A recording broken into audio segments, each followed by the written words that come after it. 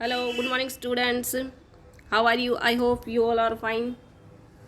Today we will discuss about respiratory system. चलिए start करते हैं. क्या होता है रेस्पिरेटरी सिस्टम? देखिए, रेस्पिरेटरी सिस्टम जो होता है उसका मेन फंक्शन होता है वायु का उपयोग ऊर्जा उत्पादन में करना, या फिर हम कह सकते हैं भोज्य पदार्थों का ऑक्सीकरण करके ऊर्जा उत्पादन करना. इस प्रोसेस के अंदर जो हमारी बॉडी है वो श्वसन करती है, और श्वसन भी बॉडी के अंदर दो प्रकार का होता है. देखिए, इसमें पहला होता है वायवीय प्रकार, दूसरा होता है अवायवीय, means aerobic and non aerobic respiration. सबसे पहले हम देखते हैं जो वायवीय या एरोबिक श्वसन होता है वो कैसे होता है. तो वायवीय श्वसन के अंदर वायु की उपस्थिति जरूरी होती है, और जो वायवीय श्वसन होता है वो माइटोकॉन्ड्रिया और साइटोप्लाज्म में होता है. इसकी एंटायर प्रोसेस में देखिए एक ग्लूकोज का मॉलिक्यूल होता है जो कि ऑक्सीजन के साथ रिएक्ट करके water molecule, carbon dioxide molecule और एनर्जी रिलीज करता है.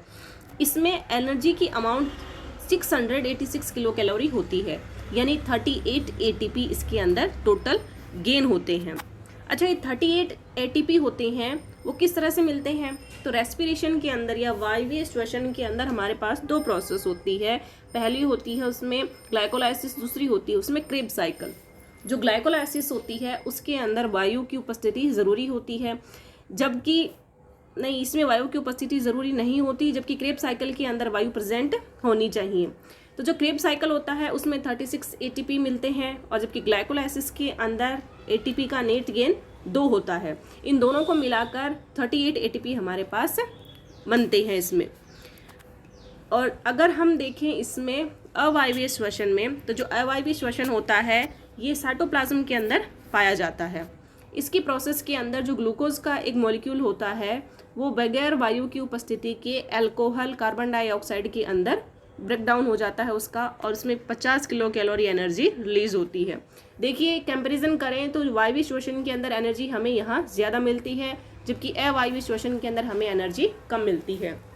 जो अवायवीय श्वसन होता है ये लोअर एनिमल्स में होता है, जैसे ईस्ट के अंदर हो गया, लेकिन हमारी बॉडी की जो मांसपेशियाँ होती है, मसल्स होती है, उनके अंदर भी अवायवीय श्वसन पाया जाता है. अब हम देखते हैं विभिन्न प्रकार के जो जीव होते हैं वो श्वसन अपने कौन से ऑर्गन से करते हैं. जैसे स्किन से रेस्पिरेट करने वाले जो एनिमल्स होते हैं उनमें केंचुआ, जोंक और मेंढक होते हैं, जबकि श्वास नलिका से रेस्पिरेट करने वाले जीवों में मेनली इंसेक्ट, कॉकरोच ये सभी होते हैं.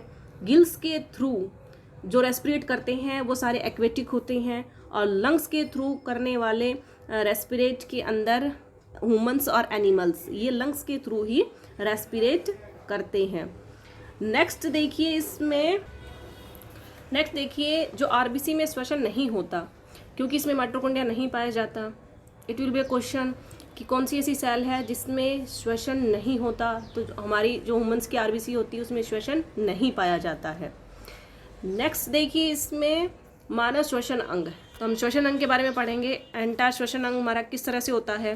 तो देखिए इसके कौन कौन से भाग होते हैं. सबसे पहले देखिए इसके भागों के बारे में. तो जो हमारा श्वसन अंग है वो नाक से स्टार्ट होता है, नाक से लेकर आगे ग्रसनी या फेरिंग्स, इसके आगे स्वरकोश या लैरिंग्स पाया जाता है. लैरिंग्स के आगे श्वास नली पाई जाती है जिसे ट्रेकिया कहते हैं. श्वास नली के आगे ब्रोंकाई होती है, इसे श्वसनिका कहते हैं. जो श्वसनिका होती है ये छोटे छोटे रूपों में आगे बदल जाती है, जो कि संख्या में कई करोड़ों होती है हमारे शरीर में. उसको ब्रोंकाई बोलते हैं, सॉरी एल्वियोली, या फिर इसको ब्रोंकियोल्स कहते हैं. ये फेफड़ों के अंदर पाई जाती है. तो एंटायर मानव श्वसन अंग है जिसमें कि ये निम्न भाग पाए जाते हैं. अब हम देखिए थोड़ा थोड़ा इनके बारे में पढ़ते हैं. सबसे पहले हम देखते हैं नाक के बारे में कुछ इंपॉर्टेंट फैक्ट्स. तो जो ह्यूमंस की जो नोज होती है उसके 3 भाग पाए जाते हैं. इसमें सबसे आगे वाले भाग को अग्रभाग या वेस्टिबुल कहते हैं. इस भाग के अंदर बाल पाए जाते हैं और श्लेष्मा ग्रंथियाँ पाई जाती है. दूसरा होता है ऑल्फैक्टरी रीजन, या फिर इसे घ्राण क्षेत्र भी बोला जाता है. यह सीधा मस्तिष्क से जुड़ा होता है और गंध को महसूस कराने का कार्य करता है. इसके बाद तीसरा होता है इसमें श्वसन क्षेत्र या रेस्पिरेटरी रीजन कहते हैं. इसका कार्य होता है वायु को गर्म या नम रखने का कार्य करता है. ये इसमें आगे देखिए कुछ फैक्ट्स हैं. नेजल सेप्टम होती है, नाक को 2 भागों में बांटती है. जो ह्यूमंस की नोज होती है वो 2 भागों में बटी हुई होती है स्टार्टिंग से लेकर, और इसको 2 भागों में बांटने का कार्य करती है नेजल सेप्टम.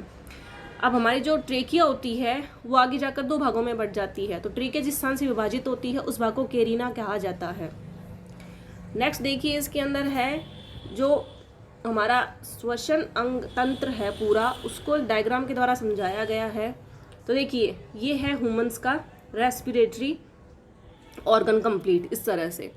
इसमें देखिए, सबसे पहले ये नाक से स्टार्ट होता है। नाक के बाद इसमें आती है फेरिंग्स। जो फेरिंग्स होती है, यहाँ पर क्या होता है, भोजन और वायु एक दूसरे को क्रॉस करने का कार्य करते हैं। नेक्स्ट इसमें फेरिंग्स के आगे नीचे एक लेरिंग्स पाया जाता है, जिसको कि हम साउंड बॉक्स की कहते हैं। जो लेरिंग्स होती है, इसका मुख्य कार्य होता है आवाज़ को उत्पन्न करना। इसकी साइज होती है 20 mm, लेकिन फीमेल्स में इसकी साइज होती है 15 mm। नेक्स्ट देखिए, इसमें जो अगर किसी के अंदर जो ये लेरिंग्स होता है, ये उपास्थियों का बना हुआ होता है, लेकिन अगर इसकी साइज छोटी है, इसका मतलब आवाज़ पतली होगी। क्यों? क्योंकि पिच है वो हाई हो जाती है, तो इसकी साइज छोटे होने पर इसकी जो आवाज़ होती है वो पतली हो जाती है। इसीलिए फीमेल्स के अंदर ये छोटे साइज़ की होने के कारण जो फीमेल्स होती हैं उनकी आवाज़ पतली होती है, जबकि मेल्स की आवाज़ होती है वो हैवी होती है। और ये जो लेरिंग्स होता है उपास्थियों का बना हुआ होता है।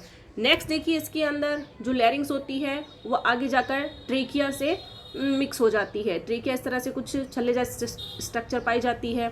ट्रेकिया क्या होती है, एक तरह से बेलनाकार स्ट्रक्चर होती है। इसका जो मुख्य कार्य होता है वो वायु परिवहन का कार्य होता है। जो ट्रेकिया होती है वो वायु परिवहन करती है, ग्रसनी से लेकर यहाँ से लेकर और फेफड़ों तक ये सिर्फ वायु को ट्रांसपोर्ट करने का कार्य करती है।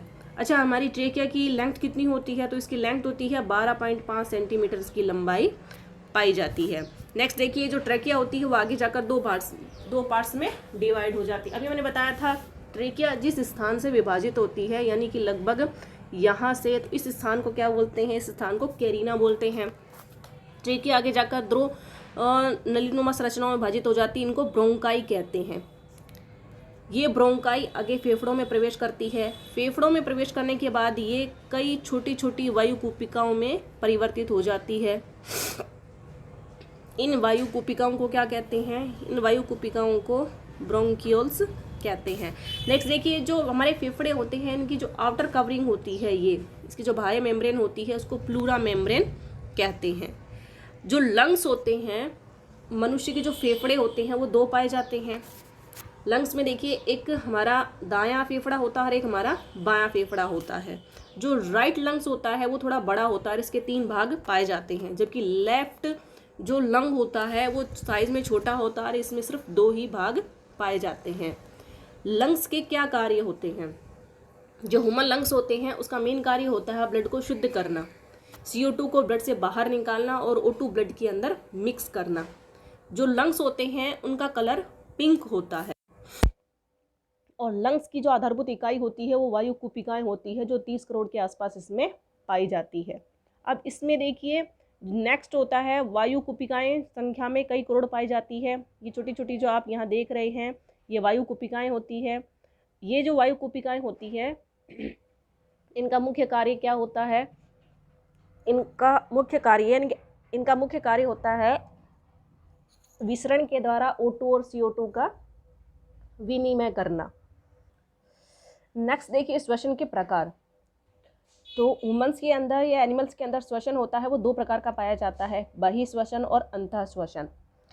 ये बहिःश्वसन और अंतःश्वसन डायफ्राम की सहायता से पूर्ण होता है, यानी कि डायफ्राम की गतियाँ उसका सिकुड़ने से ही हमारे श्वसन के प्रकार हैं वो पूरे होते हैं। अब नेक्स्ट देखिए, श्वसन की क्रियाविधि क्या होती है। तो जो श्वसन की क्रियाविधि होती है जिसमें कि वायु को हम अंदर लेते हैं और बाहर निकालते हैं, इसमें देखिए सबसे पहले क्या होता है, जो हमारी वक्षीय गुहा होती है उसमें सिकुड़न शुरू होती है। वक्षीय गुहा के सिकुड़ने से क्या होता है, जो डायफ्राम होता है, लंग्स के नीचे डायफ्राम होता है, वो ऊपर की ओर खिसक जाता है। इसके ऊपर की ओर खिसकने से देखिए क्या होता है, फेफड़ों का क्षेत्र होता है वो कम हो जाता है। फेफड़ों का क्षेत्र कम होने से उनके अंदर वायु का दबाव बढ़ जाता है और वायु का दबाव अंदर बढ़ने से वायु बाहर की ओर निकल जाती है। इसे कहते हैं बहिःश्वसन।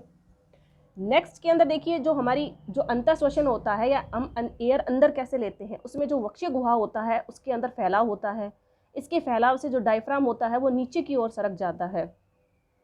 वक्षीय गुहा के फैलाव और डायफ्राम के नीचे की ओर सरकने से फेफड़ों का जो क्षेत्र होता है वो बढ़ जाता है। इसके बढ़ने से वायु का दबाव होता है वो ज़्यादा हो जाता है। वायु के दबाव से एयर है वो अंदर की ओर खिंचकर चली जाती है। कोशिकीय श्वसन। कोशिकीय श्वसन किस तरह से होता है? जो कोशिकीय श्वसन होता है उसमें एक ग्लूकोज होता है वो 38 ATP देता है। यहाँ एक ग्लूकोज है, 38 ATP एनर्जी होती है जो हमारे शरीर को आवश्यक होती है प्रत्येक कार्य के अंदर। एक ग्लूकोज का जो मॉलिक्यूल होता है वो जब टूटता है श्वसन के अंदर तो हमें 38 ATP एनर्जी प्रोवाइड करता है। और ये मैंने आपको पहले बताया था कि जो 38 ATP एनर्जी होती है वो दो प्रोसेस से हमें मिलती है। उसमें पहली प्रोसेस होती है ग्लाइकोलाइसिस, दूसरी प्रोसेस होती है क्रेब्स चक्र। तो ग्लाइकोलाइसिस के अंदर हमें 2 ATP मिलते हैं और ये O2 की एब्सेंस के अंदर होती है। इसमें जो ग्लूकोज होता है वो पायरुविक एसिड के अंदर टूट जाता है। ये इसकी समरी है जो मैं आपको बता रही हूँ, जबकि ग्लाइकोलाइसिस और क्रेब्स साइकिल मैंने अपने प्रीवियस वीडियो के अंदर कंप्लीट आपको डिस्क्राइब किया था। नेक्स्ट हमारे पास क्रेब्स चक्र। क्रेब्स चक्र में हमें 36 ATP मिलते हैं एनर्जी के रूप में और क्रेब्स चक्र के अंदर वायु की प्रेजेंस बहुत ज़रूरी होती है। इसके अंदर जो हमें ग्लाइकोलाइसिस से जो पार्विक एसिड मिला था वो पार्विक एसिड आगे जाकर CO2 और H2O के अंदर ब्रेकडाउन हो जाता है। नेक्स्ट हमारे पास श्वसन के चरण। तो जो वुमेन्स के अंदर श्वसन होता है वो 3 चरणों में कंप्लीट होता है। सबसे पहले वायु का विनिमय, यानी कि हम ऑक्सीजन को शरीर के अंदर लेते हैं और कार्बन डाइऑक्साइड को शरीर से बाहर निकालते हैं। ये जो श्वसन होता है इसमें जो ऑक्सीजन अंदर लेते हैं वो ऑक्सीजन सीधी फेफड़ों तक पहुंचती है। ये फेफड़ों से होती हुई वायु कोशिकाओं में पहुंचती है। वायु कोशिकाओं में पहुंचने के बाद इसमें 2 प्रोसेस कंप्लीट होती है, ग्लाइकोलाइसिस और क्रेब्स चक्र, जिससे कि हमें ATP मिलते हैं। इसे कोशिकीय श्वसन भी कहा जाता है। तो कोशिकीय श्वसन में जो खाद्य पदार्थ होते हैं वो हमारे पास ऑक्सीजन की प्रेजेंस में टूट जाते हैं। ये किस में टूटेंगे? तो ये टूटते हैं हमारे पास CO2, वाटर और एनर्जी के अंदर ये ब्रेक डाउन हो जाता है। नेक्स्ट देखिए कुछ इंपॉर्टेंट फैक्ट्स हैं, जैसे मांसपेशियों में अवायवीय श्वसन के दौरान लैक्टिक एसिड बनता है। इससे बॉडी में क्रैम्प उत्पन्न होते हैं। मनुष्य के अंदर श्वसन की जो दर होती है वो 12 से 16 प्रति मिनट की पाई जाती है। वायु जो सांस के रूप में हम लोग अंदर लेते हैं उसके अंदर किन किन गैसेस का मिश्रण होता है? तो उसके अंदर नाइट्रोजन, ऑक्सीजन और कार्बन डाइऑक्साइड तीनों का मिश्रण पाया जाता है।